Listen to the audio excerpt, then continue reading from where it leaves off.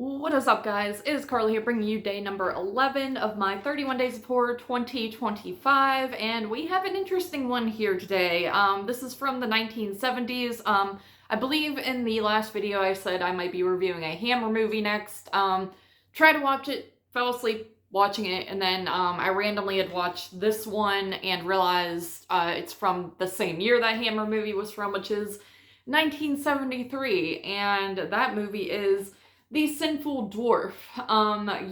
If you watched, well, this would have been a while ago now, but an update video I did, my friend Maddie was selling this, just trying to get rid of some old DVDs and whatnots, and I bought it off of her for, like, I don't know, $5 or something like that.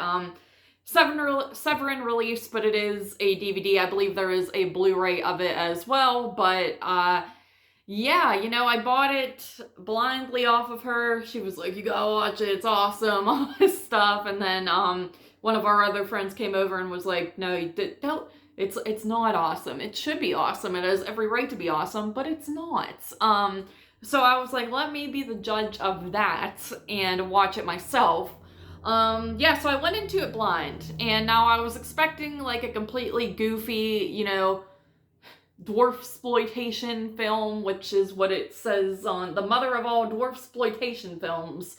So that everything has a exploitation, guys. So I thought it was going to be this goofy, like, slasher movie, because when you look it up, I didn't read the synopsis or anything, but it does list it as, like, a horror slasher on, IMDb or whatever. So, I was expecting, like, a fun movie. I was like, oh boy, and I'm watching it, and I'm like, oh, I see. Interesting. So really what this movie is about is basically this guy with dwarfism and his mother who, has alcohol problems. She's kind of a piece of crap. They live in, like, I guess, like a boarding house, but not bed and breakfast, but I think it's described as a boarding house when you look it up online. Does it say what it is on here? I don't know. Rooming house, it says on here. So yeah, a boarding house, I guess. They live in this house, and a couple moves into the house. They're like the landlords there.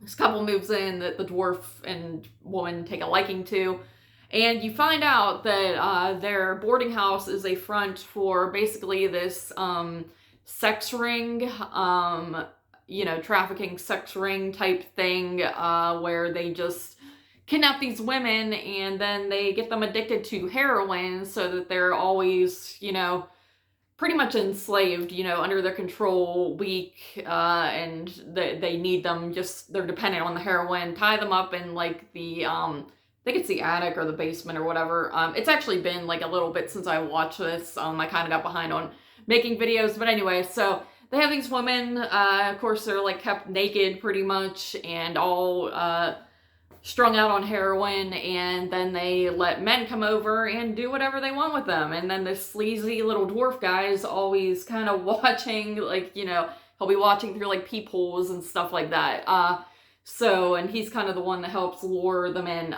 But yeah, so that's the movie you have here. So if you're not a big fan of, which I would hope you're not a fan of this in theory, but if you don't like to watch sexual assault or anything in a movie, or just anything overly sleazy, or women being treated like slaves, you might not like this. I thought it was entertaining in the fact that I was just like, what the heck? And also, like I said, I went in blind, so I was expecting a fun movie and wasn't expecting it to be this serious of a plot line, which there are some goofy moments. I mean, you do have this dwarf, the mother's wacky, and just the stuff with these women is, like, wild to me. There's a lot of nudity, both from women and men in it, so it's not afraid to show some nudity with men, which is interesting, especially for that time.